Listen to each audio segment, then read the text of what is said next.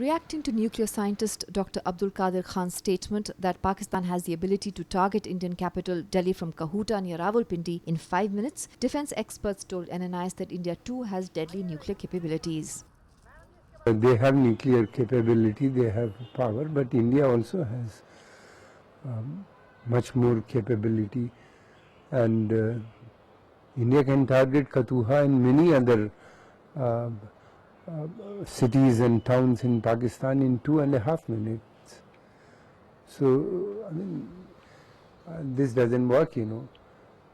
Even, you know, they'll think of before mounting it, they'll decide to mount it, you know, on a missile or a plane, you know. India would target, he would not allow. We have our satellites are there up in the sky, you know. They're monitoring each and every movement of Pakistan nuclear. Not only us, you know, the Americans, the British and the French, everybody is monitoring, you know. Politicians cutting across party lines condemned the statement, saying such provocative remarks are completely unnecessary.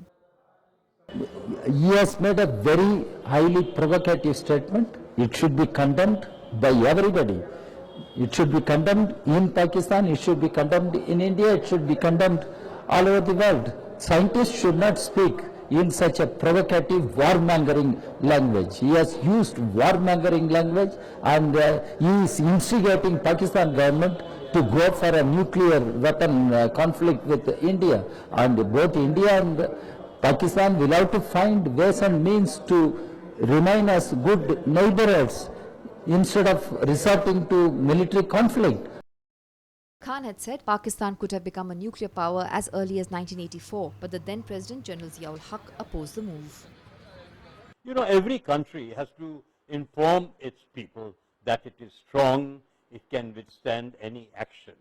So there is a deal now going on, it appears, and all newspapers and analysts are reporting, between Iran, India, United States, with the Chabahar Agreement, and with Japan giving the money.